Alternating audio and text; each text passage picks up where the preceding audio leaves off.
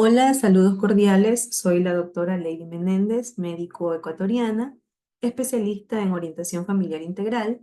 Les voy a presentar un trabajo realizado en conjunto con la doctora Angie Mieles, médico de mi país, egresada de un programa de dirección estratégica con especialidad en gerencia. Este trabajo se titula Diseño de un programa de prevención del síndrome de Burnout en personal de salud vigilancia epidemiológica del municipio de Guayaquil, Ecuador. Bien, de manera introductoria podemos decir que el síndrome de Burnout o síndrome de estar quemado fue descubierto por Maslach y sus colaboradores en 1986. Estos descubrieron algunas características que engloban a este síndrome en tres dimensiones. Estas son cansancio emocional, despersonalización y baja realización, en las cuales el trabajador va a tener dificultad en sus relaciones interpersonales y por ende en su entorno laboral, a la vez que va a tener una baja percepción respecto de sus expectativas o metas a nivel profesional o laboral. Este fue identificado como un factor de riesgo laboral por la Organización Mundial de la Salud en 2000. A partir de su conceptualización se ha podido identificar una mayor cantidad de casos, siendo así que puede llegar hasta en un 10% de la población trabajadora o en sus presentaciones más graves que incluyen ansiedad y depresión hasta en un 2 al 5%. Este se da por medio de la presencia de estresores. Como sabemos, el estrés es una respuesta adaptativa a situaciones de lucha o de huida que tiene una persona y en la que intervienen algunas partes del cerebro como el tálamo, el córtex prefrontal y el sistema límbico. Este proceso sucede en tres fases. Una primera fase de alerta en la cual existe la liberación de adrenalina como respuesta a esa lucha o huida que se presenta por medio de un estresor. Si este estresor persiste, se pasa a una segunda fase de defensa en la cual existe la eliminación de cortisol como respuesta al miedo, donde se corta la energía al resto de órganos y se desvía directamente a los músculos y al cerebro.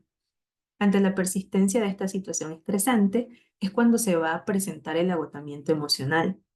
En el transcurso de estas tres etapas se pueden presentar signos y síntomas tanto de índole físico como psicológico.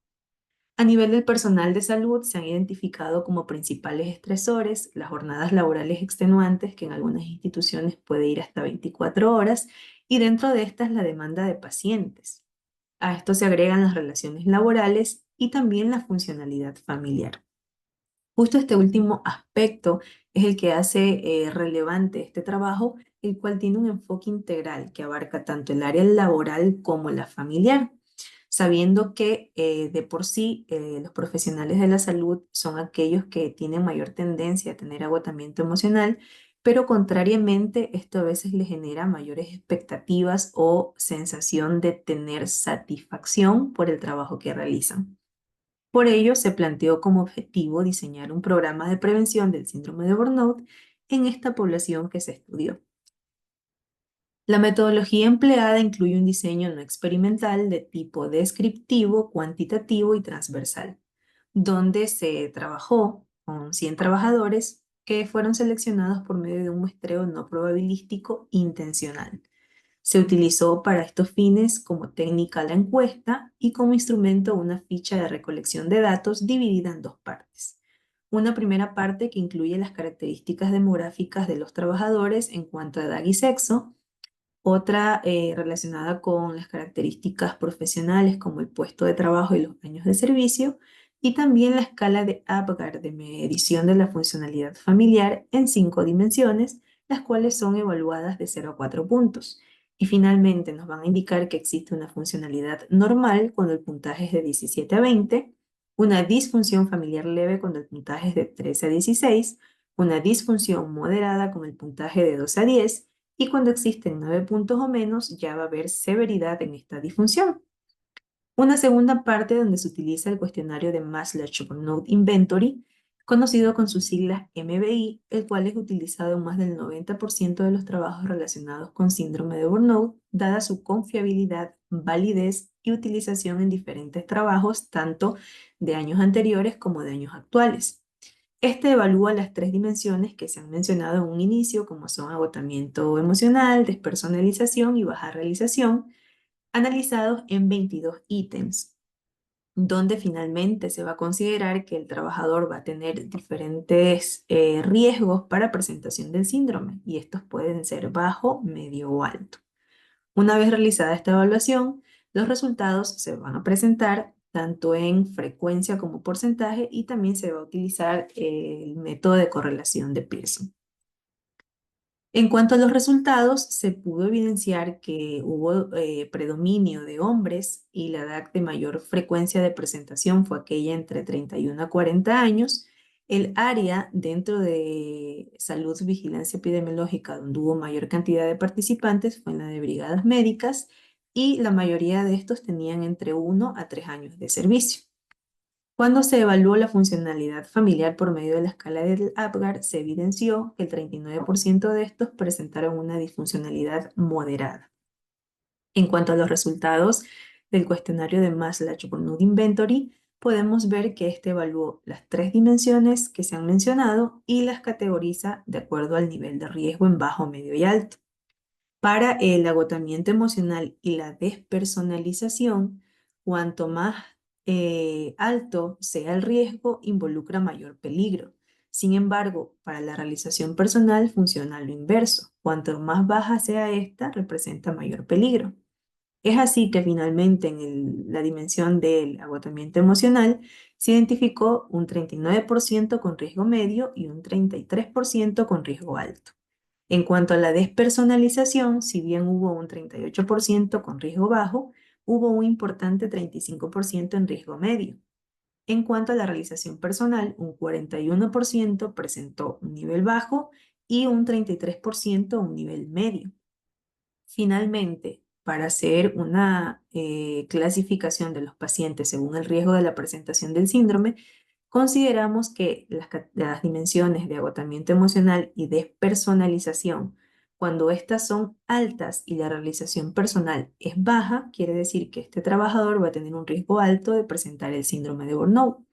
Cuando el agotamiento emocional y la despersonalización tienen un nivel medio o bajo y la realización personal no alcanza el nivel que se consideró para el nivel alto, entonces diremos que este trabajador tiene un riesgo medio de presentar el síndrome de burnout.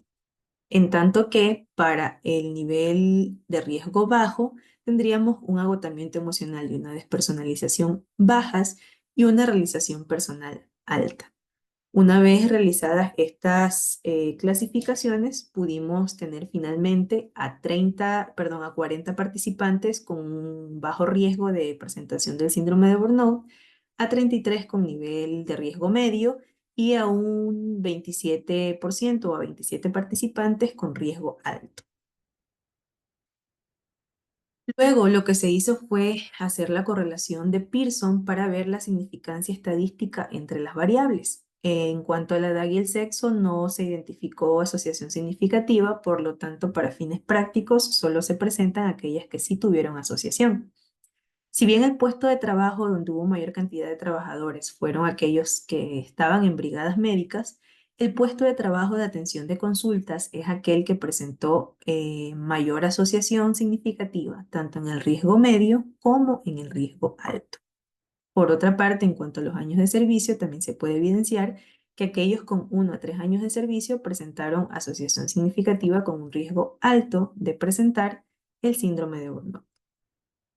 A partir de estos resultados, entonces, se hizo el diseño de este programa de prevención, el cual involucra las tres áreas que inicialmente se plantearon, como son la individual, la familiar y la social, siendo que tanto a nivel individual como a nivel social están implícitas dentro del área laboral. Por lo tanto, el diseño de este programa tiene como objetivo la prevención del desarrollo del síndrome de burnout en los trabajadores de la salud, al tiempo que se mejore su calidad de vida, tanto en el ámbito personal como en el ámbito laboral.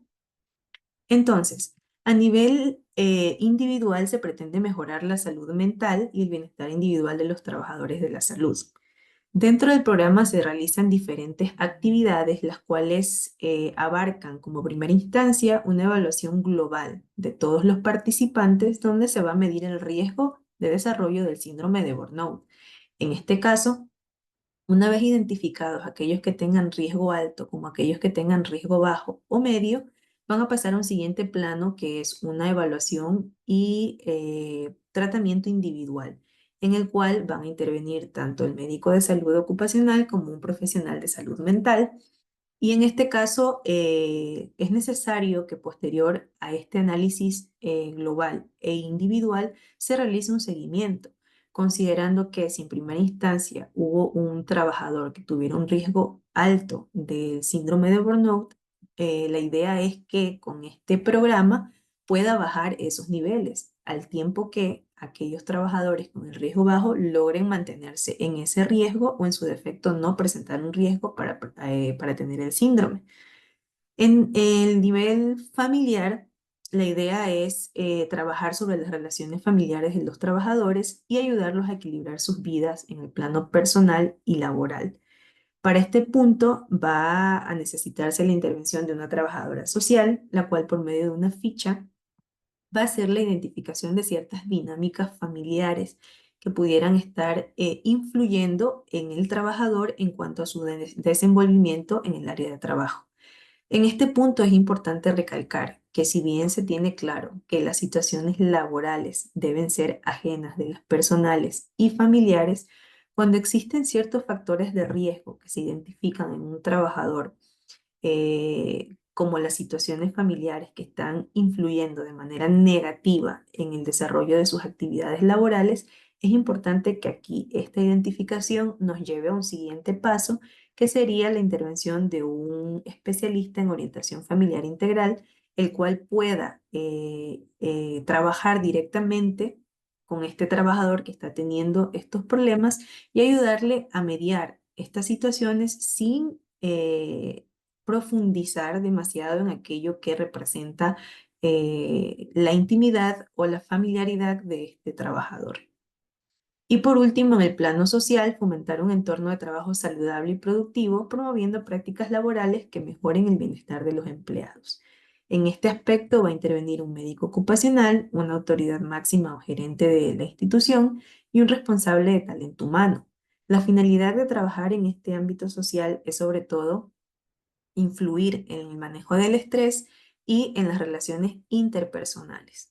Todo esto de manera globalizada va a ayudar que estos trabajadores no lleguen a desarrollar el síndrome, sino que en estas diferentes áreas se pueda hacer un análisis interdisciplinario que nos permita generar la prevención.